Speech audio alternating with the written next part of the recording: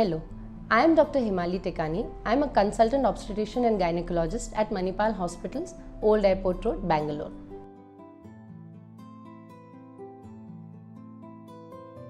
At delivery, a woman loses about 5 to 6 kgs of weight. This is the weight of the baby and the afterbirths. Now, in the next 2 weeks after that, the woman loses the fluid retained during pregnancy, which is about 2 to 3 kilos in the form of diuresis. Normal blood loss also adds to losing the weight. Now, at the end of 6 weeks, most women lose about half of the weight gained during pregnancy.